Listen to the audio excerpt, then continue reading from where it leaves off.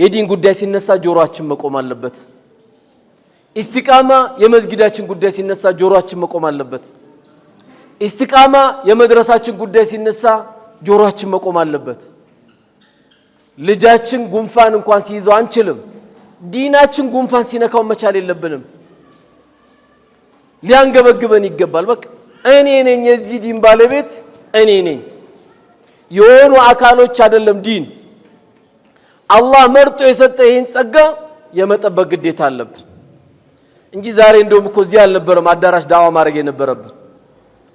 ገበያ ላይ ወጣን ነበረ ቁሉ ላ ኢላሃ ኢላላህ ቱፍሊሁን። ይኸው መስጊድ የምናረገው ዳዋ ለሙስሊሙ ነው፣ እዚህ የምናረገው ለኛው ነው። መቼ ነው የምንወጣው? መቼ ነው የልጃችን ከኛ ጀርባ የሚወጣው? እኛ ካላረግነው ውጪ ለምን አንወጣም? የኛ ተቃራኒ የ11 አመት ልጅ የ12 አመት ልጅ ፕሮቶኮሉን አስተካክሎ ከረባቱን አንጠልጥሎ ኢሳን ተቀበል አለይሂ ሰላም እያለ ነው። እኛ ደግሞ ለምን ወጣን ኢሳን እንደተቀበልን ለምን አንናገርም? ቆየን ከተቀበልነው እኮ እኛ እንዴት ኢሳን አንቀበልም? ኢሳን ያልተቀበለ ኩፍር ነው። በእያንዳንዱ ነብይ ተቀበለን ጨርሰናል እኮ። እንደ ተቀበልን መቼ ነው እኛ ወጣን ዳዕዋ የምናረገው? ይሄው ዳዕዋችን ከመስጊድ አልወጣ አለ፣ ዳዕዋችን ከድንኳን አልወጣ አለ። ወደ ስራ ልንገባ አልቻልንም። የዚህ አይነት ልጆችና የዚህ አይነት ትውልድ መፈጠር አለበት።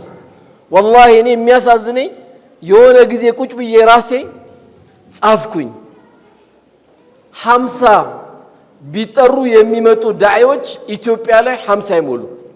50 ለ60 ሚሊዮን አካፍሉት። 50 ለ60 ሚሊዮን አካፍሉት። እንደ ኢትዮጵያ አቆጣጠር በ2010